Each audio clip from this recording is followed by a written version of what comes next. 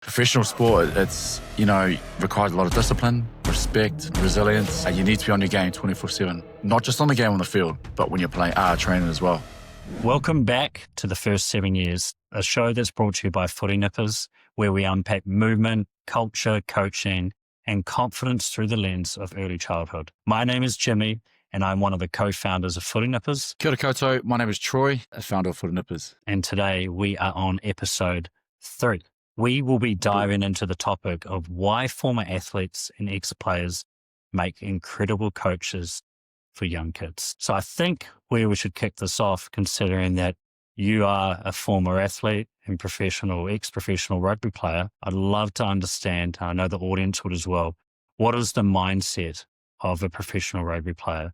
I would love to hear the mindset when you're playing, but why you were shaped perfectly to then start coaching, in particular through your experience with Farquhar Rugby Global. Yeah, mate, just go back to where I started. I saw my first academy contract when I was 16 years old, did that for 3 years, and then went on to my first professional contract at 20 years old. So back in New Zealand, I was with Counties Manukau, the Chiefs, and then launched over to Europe. I played in Ireland for Connacht, Glasgow, Zebre, and then I finished up in Italy. Now, professional sport, it's, requires a lot of discipline, respect, resilience. You need to be on your game 24/7, not just on the game on the field, but when you're playing, training as well. So your training, that comes into the times when you're at home, eating the right food, make sure you're doing your analysis on the game. So it is a 24/7 job, right? You need to be on your game all the time. And little things like if your preparation wasn't right throughout the week, that can really down your confidence to perform on the field. Right. A lot of clubs want to keep you on the squad or your contracts, depending on your performance. Now, in saying that as well, if you're a hard trainer and you do everything right and you obviously didn't quite perform on the field, they'll still keep you because you have that work ethic, So now getting into coaching, there's a couple of things I know that relates really well to a lot of youth. They see the mentorship that we can do as ex-professional players because that's what they can relate to. That's what they want to be. So automatically they've seen us do it or looked at our past and our experience. So they attach to you really well. And that's when the questions start coming out about, what do you eat? How often do you train? And then it comes into a lot of things that I have with the players that I coach is a mentorship too, right? So they'll ask the hard questions for themselves. Like it could be anything to do with their confidence. I'm missing a couple of tackles, don't have a good relationship with my coach, just things like that. So we, as athletes, we've been through those stages, so we can obviously help and, give that perfect advice. And back. It's interesting to hear this because, kind of related, but there's a crazy stat that the top 500 Fortune 500 companies, apparently, I think it's like 64 or 65% of them are ex-athletes at college, and they're the CEOs of these companies. Now, there's a reason that stat comes about. And it's not fluke. It's because of the work ethic, the discipline they've had. And obviously they've been able to translate that beautifully from the athlete life into the work life. And it even comes down to, working a bit with the Crusaders and understanding how they build culture and how they find the right people to be able to wear the Crusaders logo. And it doesn't start with your ability, it starts with the person. And what you usually find is what you said there is if you get a hard worker or someone that hasn't had a good game, they will tend to stick around a lot longer than the person who's got a lot of talent and doesn't have the right discipline and attitude as well. And is that something you saw throughout your playing career? 100%. You have to be a team player. Yeah, you have to put the team first. But when you're off the field or at home, you need to work on yourself. Little things like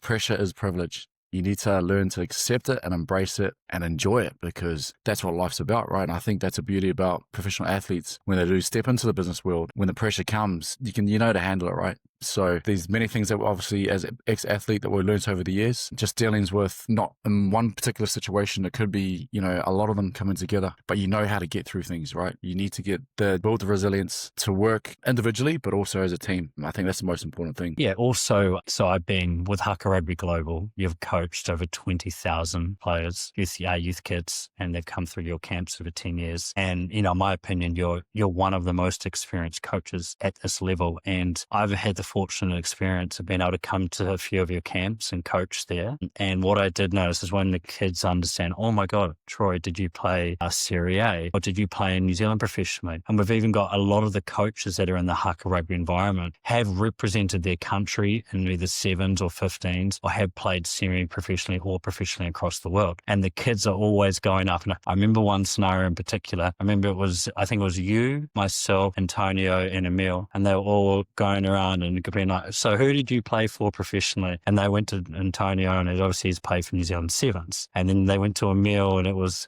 counties. So was it counties or Northland? North Harbour, Taniwhas.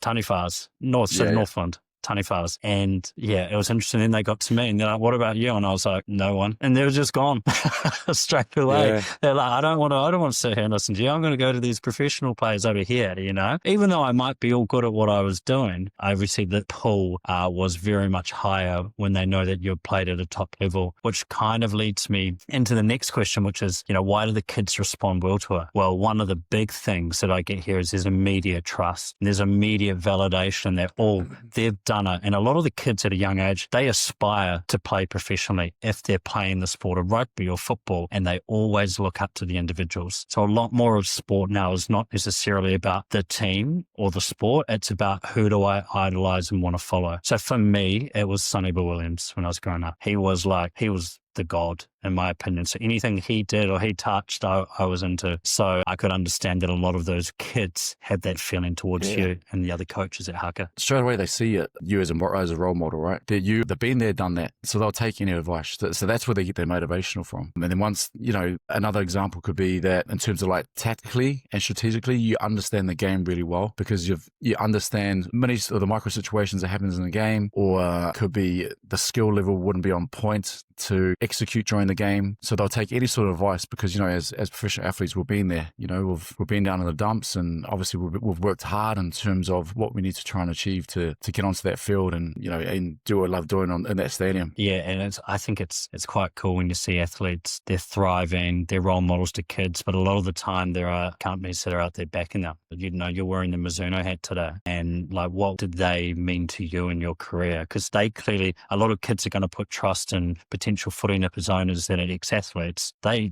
put a lot of trust in you. And so what's the story there? Bro, Mizuno, I've built a relationship the last 14 years. And when I first moved over to Europe here, they helped me out in terms of my footwear and my clothing, and I was quite lucky to receive anything for free. And when I moved over to Italy there, I was originally with Mizuno UK, and in Mizuno they have like separate identities, you know, so you have Mizuno UK and then you have Mizuno Italy that sort of runs them with Europe.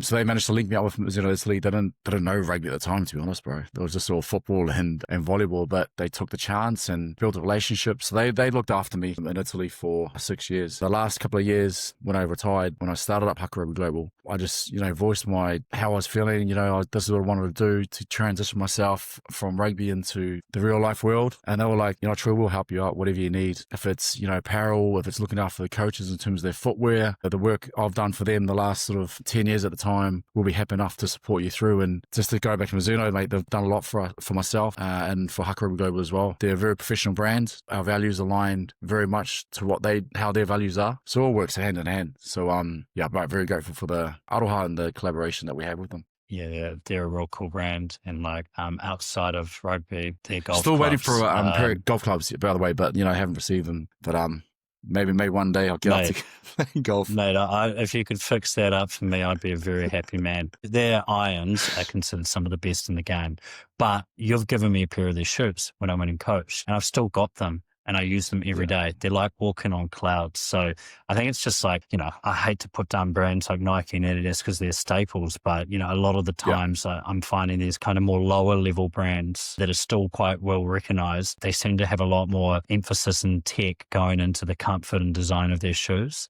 And that's what I noticed a lot about my Nike shoes versus my Mizuno ones. The Mizuno ones it feels like there's more support around it. And there's just things about it that I like, each to their own, right? Difference of opinion. Bro, 100%. Man, the shoe games are unbelievable. I'm going to be honest with you here. Our Farquhar Global shirts, we've never had one ripped shirt the last 10 years. And they're kids playing in, you know, a training t-shirt that have pulling shirts, tackling shirts, gone into a ruck, grab and holder shirts. So, yeah, the quality is unreal. And the beauty about it is that every kid that puts on that shirt, they feel special, right? So I think that's a massive helping hand for us.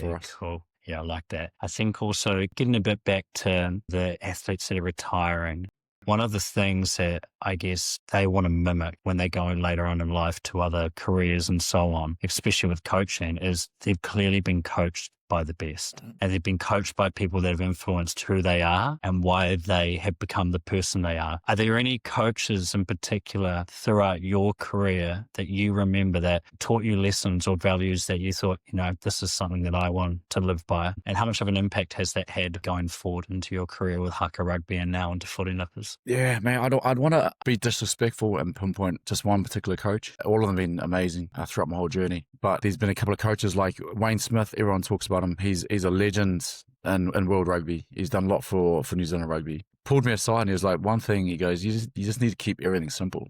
Make sure you just do the simple things right. Once you do that right, make sure you can understand how to do those simple things fast. And when you can do simple things fast, that means that it takes away any sort of room for negative execution errors. Another coach, mate, Gregor Townsend, I spent a couple of years with him in Scotland. He was a doctor of the game. Like, he understood the game really well. And I always love my analysis. I love watching my trainings, how it was going, team trainings, what we could work on. But this guy was just another level, just pulling players in left, right, and centre for meetings, talking to them how they were, their performance-wise, also their skills. So, yeah, those are just two coaches I can every rugby player has to be grateful for their coach, because there's been a lot of commitment, time put into coaching, quality of coaching. I think that's real good information. And I mean, other people might relate to this through teachers or mentors they've had or people that have taught them skills in the work life. And then you take that later on into whatever career you go into, because, the number one rule, we should never stop learning.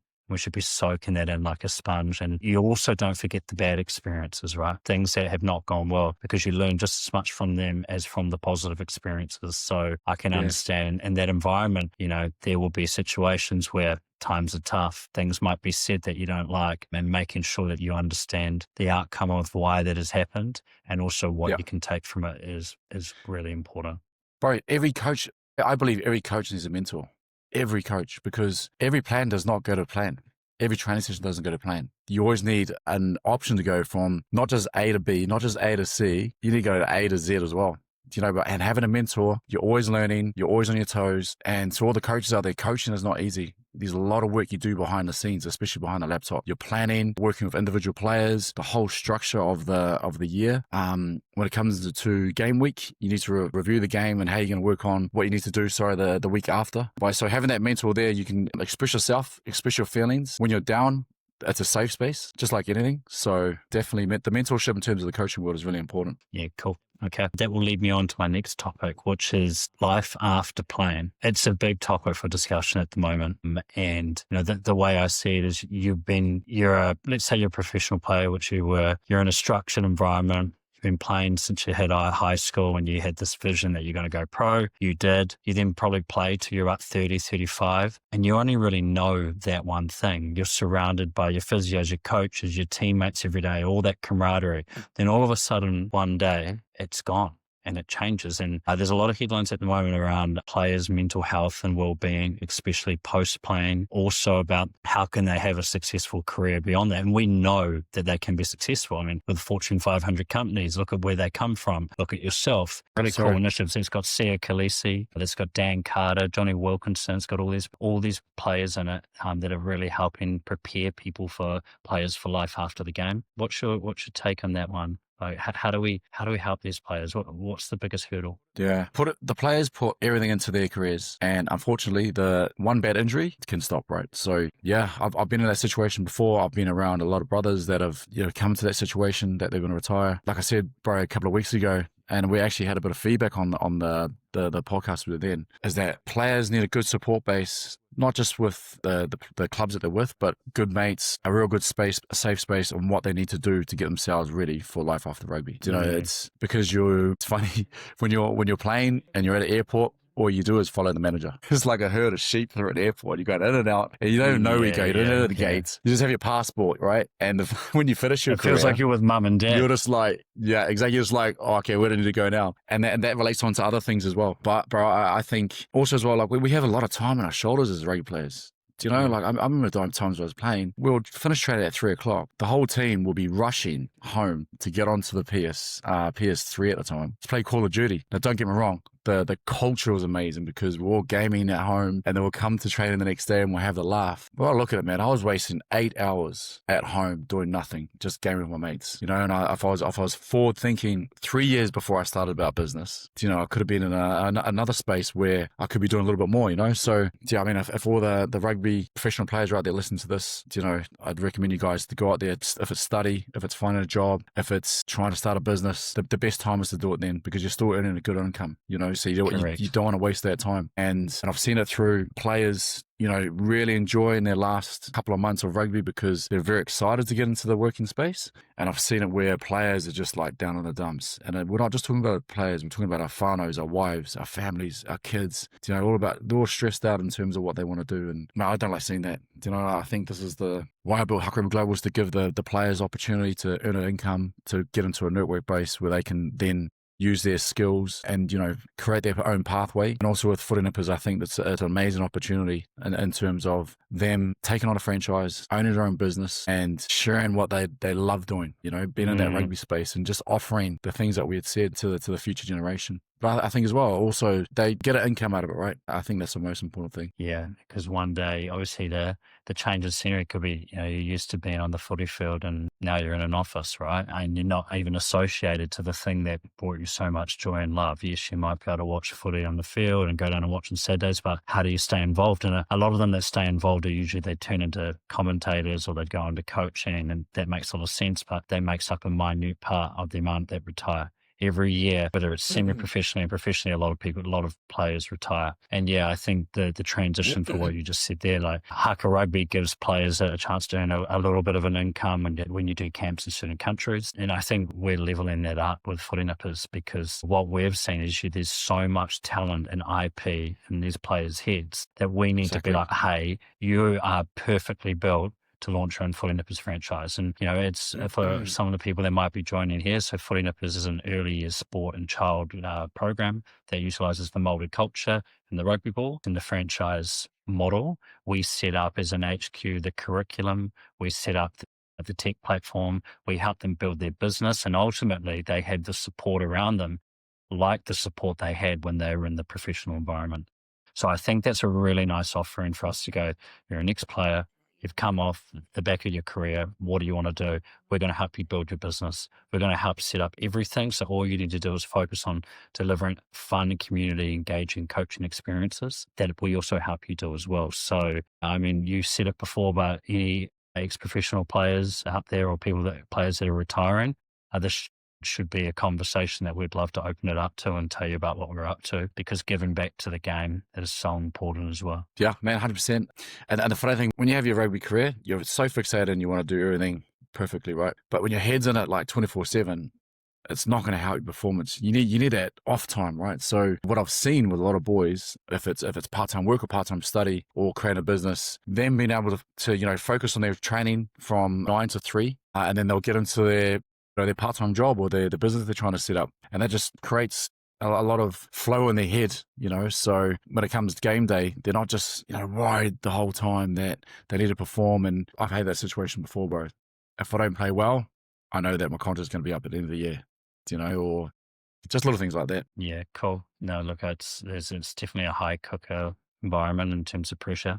But yeah, it's exciting to see what players can do after. And a lot of players that are in their post-careers life after playing, they're saying, hey, things are just getting exciting. Things have just begun. And that's really the kind of attitude that we need to bring to it. And I guess what we need to do is be able to provide opportunities. You know, well, what is that thing?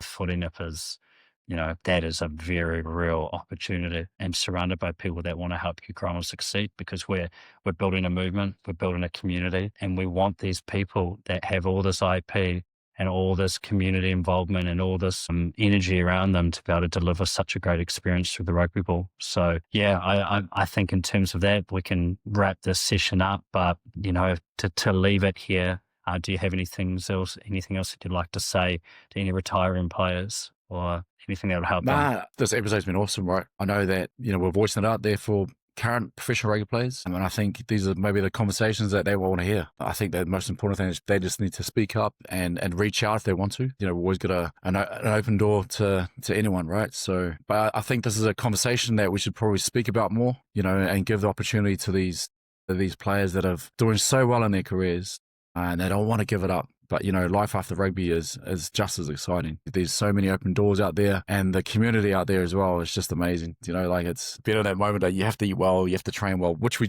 still do, right? Because we still want to look or feel good. You know, there's no contract at the end of the day that we're trying to be hungry for. You know, it's an open world and there's obviously so many opportunities out there. Well, thank you very much for your time, Troy, and we'll see you back here for episode 4. Yeah, awesome.